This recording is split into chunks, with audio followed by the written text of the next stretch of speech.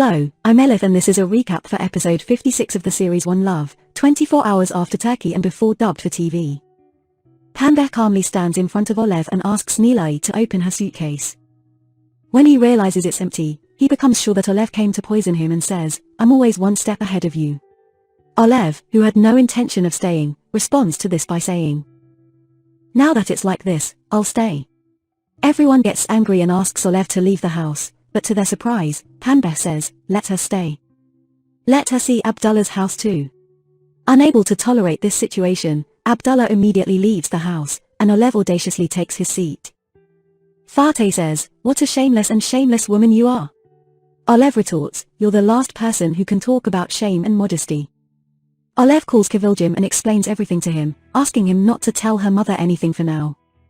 Shocked, Kızılcık tells himself, "I'm tired of telling her to come back home to everyone."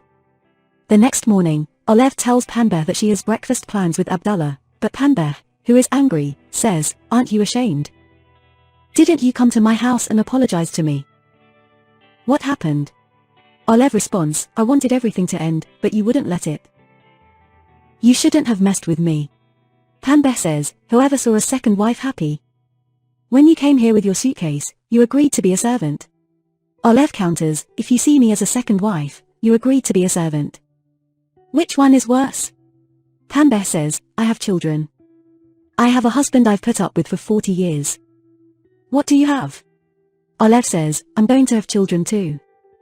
In the company, a package arrives for Omar, and upon seeing the bullets with his name on them, he understands it's a threat from Masood, a man who has enmity with Kızılcık. Nusama hands her resignation letter to Rüzgar and tells him that Omid has decided to leave, and she wants to go with him to save their relationship. Upset, Rüzgar says, "I don't accept." Nusama insists, "But I'm leaving." Rüzgar asks her to think about it for one more day, but Nusama has made up her mind. Alev goes to see Abdullah and tells him that Penbeh's actions have exhausted her patience, and her decision has changed. She asks Abdullah to proceed with the divorce proceedings, saying, "However long it takes." That day, when Masood gets into his car, he realizes that another man is the driver, and he freezes. The man locks the doors and takes Masood to Omar. Omar warns Masood, saying, "This is the last time I'm warning you. Stay away from Kızılcık. Of course, you can send me a gift so we can see each other as an excuse." Nilay has decided to find her family, and her driver takes her to see one of her relatives, an old woman who is bedridden due to illness. She tells Nilay that she is the daughter of a very wealthy family, but her mother was a housemaid, and when her father didn't accept her, they entrusted Nilay to another family. Nilay becomes very happy to learn that her father is a wealthy man. Fateh surprises Gorkum once again and takes him on a pleasure boat ride.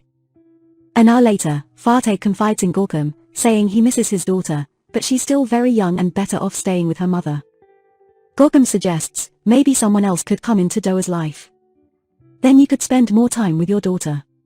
Fateh laughs and says, "Impossible. Doa can't be with another man." Gorkum is taken aback by Fateh's reaction. Nusama, influenced by Rüzgar's words, is packing her belongings when Rüzgar approaches her and bluntly says, "Don't go, Nusama. You belong here. You were made for this job. Don't let your future and career be ruined because of someone else. I'm not saying to separate, but ultimately, sacrificing for nothing is always ungrateful. Look at your parents." Gorkum's lawyer tells him that the court will be held tomorrow, and according to the conditions, a divorce decree will be issued during a session. And it's better for them to accept the opponent's terms because they won't have another chance. Gorkum, who didn't expect to separate from his wife so soon, tells the lawyer that for now, he doesn't want anyone to know they've separated because in that case, Chayman will demand a permanent marriage from him. Nusama, under the influence of Rüzgar's words, suggests to Omid when she returns home, "Wouldn't it be better if we reconsidered not going? We can be happy with gardening and collecting eggs. Running away from their problems won't solve them." She tells Omid that he can sing in bars, and Omid is very happy and agrees to stay in Istanbul. The Gorkum and Fateh families have iftar together, and it is decided that Fateh and Gorkum's wedding should take place as soon as possible. Penbeh's continuous backbiting about Alev and Doa, without mentioning their names, irritates Chayman, and she goes outside to get some fresh air. Omar follows her and asks about her well-being, saying if she has any problems, she should let him know. Chayman says she's happy there. Fateh, unaware of Omar and Gorkum's relationship, keeps praising his uncle to Gorkum, and Omar gives meaningful looks to Gorkum, saying his nephew's happiness is very important to him. After the iftar ceremony, Abdullah asks Penbeh to talk alone and tells him that he and Alev have decided to live together, and he's filing for divorce. Penbeh says, "I told you this woman is playing games. But you're blind." Abdullah says, "I want to spend the rest of my life with her." Penbeh responds, "I've said it before. I won't divorce." Abdullah says, "I won't be beside you. What will you achieve?" Penbeh says, "I won't back down." When Penbeh arrives home, he tells Alev that he will not divorce her and he won't make her happy. Alev tells him, "Abdullah has left his family, not you. By not leaving him, you're compromising your pride. Don't you value yourself?" Penbeh responds, "Did you think I wouldn't know what you're up to? Do you want me to be a victim? But it won't happen like that. By crying, you'll just leave here." Gorkum, who is actually a proud and arrogant woman, knows well how to manipulate Penbeh and behaves in a way that makes Penbeh fall in love with her, constantly thanking God.